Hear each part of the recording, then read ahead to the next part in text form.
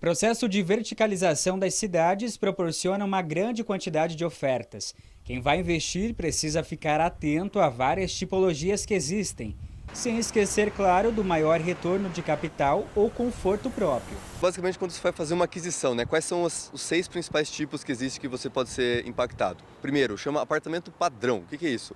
É, logicamente, o jeito mais comum de trabalhar, Ele vai ser caracterizado pela quantidade de dormitórios, suítes e garagem.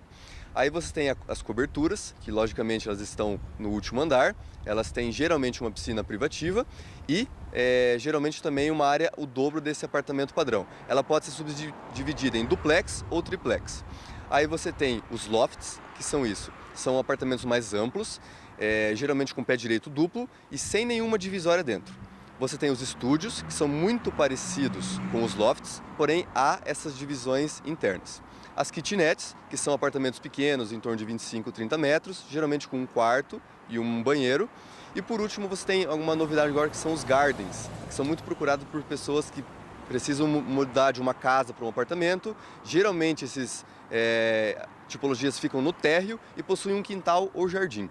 E depois de escolher o tipo de empreendimento e o bairro, chegou a hora de escolher o andar do apartamento. É aí que entram as vantagens e desvantagens. E primeiro a gente começa com o térreo e os andares mais baixos. A primeira vantagem desses andares mais baixos são a questão do valor. Eles têm um valor muito menor no mercado. Então, para você ter uma ideia, em relação a um apartamento mais elevado, é em torno de 30%, 35% menos.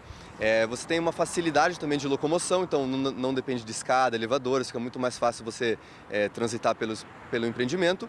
E a facilidade de comercialização, porque como é um valor menor, você acaba alocando mais fácil, você tem mais vantagem de negociação. Agora, por outro lado, dependendo do empreendimento, a visibilidade pode ficar um pouco comprometida por questão de própria altura. Você pode ter um problema, por exemplo, de segurança, dependendo de como é o nível daquele empreendimento. E a própria questão de ruídos, Dependendo de onde ele fica, muito barulho de rua ou própria entrada de veículos em garagens. Mas quando o assunto é prédio, a preferência é por andares mais altos. A cobertura, por exemplo, tem um quesito que chama muito a atenção nesse contexto. É a vista da cidade.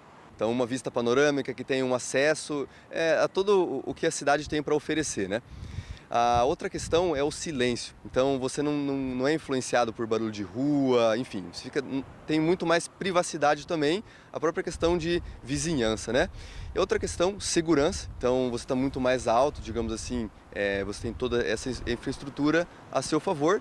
E a própria questão de iluminação, ventilação, então você está num ambiente mais propício a receber esse tipo de benefício.